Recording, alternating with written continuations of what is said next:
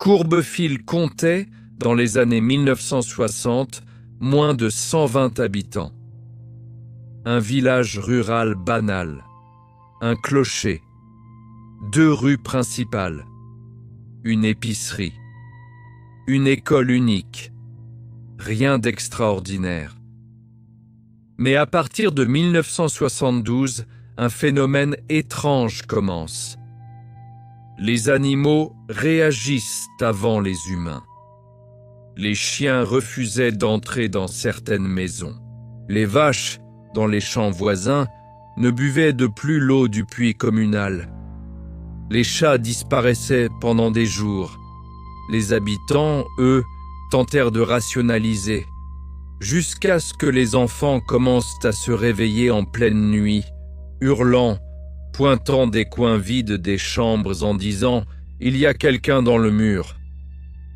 À partir de 1975, le village se vide. Pas à cause d'un événement brutal, pas d'un seul coup, mais comme si la vie glissait vers l'extérieur. Les habitants décrivent tous la même chose. Un silence inhabituel, pas un silence naturel de campagne. Un silence plein, épais, presque physique. Certains disaient qu'il poussait contre la poitrine, d'autres qu'il absorbait les sons. Au crépuscule, les rues devenaient irrespirables. Les derniers cafés furent fermés. Les enfants ne jouaient plus dehors. Les adultes évitaient de sortir après 18 heures, et lentement, Courbefil se vide, jusqu'à ce qu'il ne reste qu'une seule personne, Madame L. Veuve depuis longtemps, elle répétait simplement « Je suis née ici. Si le village veut me garder, il me garde. » On la retrouve morte en 1981. Le village est alors officiellement déclaré abandonné. Mais rien dans ce qui suit n'a d'explication logique. Dans les années 1990, Courbefil devient un lieu de défi pour jeunes explorateurs. La plupart repartent avec une simple impression désagréable. Mais un groupe de motards rapporte quelque chose d'inquiétant. Dans plusieurs maisons, des objets avaient changé de place entre leur arrivée et leur départ, sans qu'aucune trace humaine n'apparaisse dans la poussière. Ils jurent aussi avoir entendu quelque chose frapper dans les murs. Personne ne les croit, jusqu'à ce qu'un photographe parisien, en 1998, passe une nuit entière dans le village. Il revient à Paris avec ses photos, mais il arrête son métier, abandonne ses proches et disparaît 6 mois plus tard. Ses dernières notes retrouvées dans son appartement disent « Courbefil ne dort pas, il attend ». Dans les années 2000, l'État tente de vendre le village entier pour un euro symbolique. Les dossiers officiels existent encore. Mais les archives municipales concernant Courbefil, elles, ont disparu de plusieurs registres, sans aucune procédure déclarée. L'État reçoit pourtant des dizaines d'offres, artistes, urbexeurs, investisseurs. Parmi eux, un groupe de documentaristes. Il reste 2 jours. Au matin du 2e, on retrouve l'un d'eux, pieds nus, recroquevillé au sol, incapable de parler, ne reconnaissant ni ses collègues ni son propre nom. Le tournage est annulé.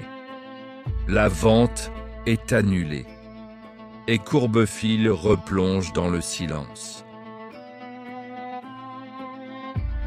En 2012, l'histoire refait surface quand un riche artiste sud-coréen achète Courbefil pour 500 000 €.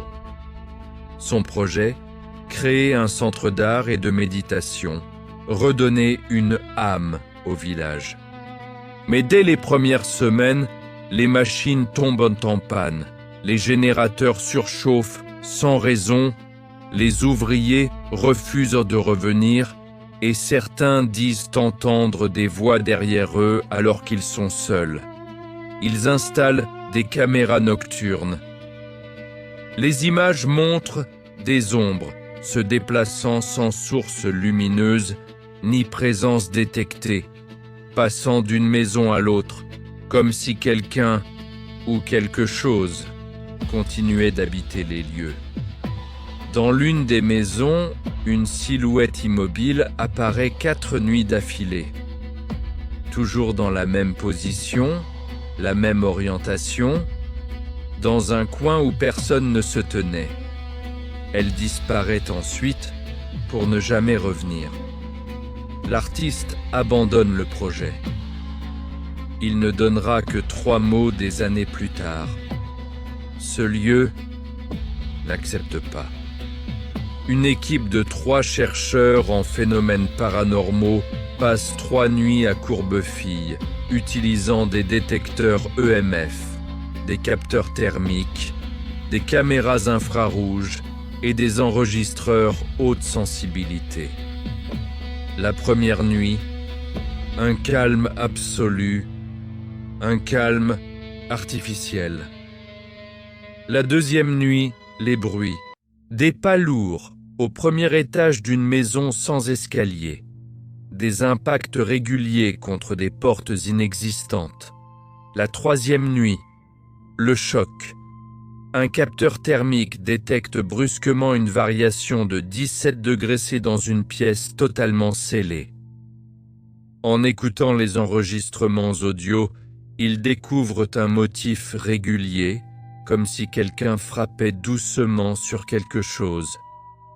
Toc, toc, toc. Toujours aux mêmes heures, ils rejoutent le son sur place. L'appareil explose. L'équipe quitte Courbefille le lendemain. L'un d'eux écrit anonymement « Le village n'est pas hanté. Le village est la hantise. » En 2017, une équipe d'archéologues tente de cartographier les fondations du village. Sous une maison effondrée, ils découvrent une cave murée. Pas un cellier, pas une remise. Une pièce profondément ancienne. À l'intérieur, il n'y a pas de meubles, pas d'objets, seulement des griffures humaines sur toutes les parois. Certaines longues, d'autres courtes, mais toutes dirigées vers la sortie. Un des archéologues, affirme anonymement « Cet endroit ne a pas été construit pour loger des humains. Il a été construit pour les garder. » Un historien du secteur fouille d'anciens registres. Dans les documents du XVIIIe siècle apparaît un nom barré, la fin des voies, l'ancien nom de Courbefille. Il découvre que ce même toponyme existait dans 3 autres régions d'Europe et que chaque village portant ce nom a été abandonné entre le XVIIe et le XIXe siècle. Après des crises de folie collective, des disparitions massives, des incendies spontanés et une absence totale de survivants. Aucune guerre, aucune épidémie, aucun événement naturel. Juste des villages que les habitants ont cessé d'habiter, comme si le lieu lui-même dévorait la présence humaine. Courbefille n'apparaît plus sur les cartes. La forêt a presque tout repris. Les sentiers sont recouverts de ronces. Les murs s'effritent. Les fenêtres reflètent le vide. Mais ceux qui vivent autour du secteur jurent que si on voit des lumières se déplacer entre les maisons, qu'on entend des murmures dans le sol, que l'air devient plus lourd quand on approche des ruines et qu'on ressent une présence, pas un fantôme, pas une âme, une attention, comme si le village observait. comme si Courbefille attendait que quelqu'un revienne. Pas pour habiter, mais pour compléter quelque chose qui n'a jamais été terminé. Et si vous êtes arrivé jusqu'ici, c'est peut-être que vous l'avez senti, parce que certains lieux ne veulent pas être trouvés, mais ils veulent être souvenus.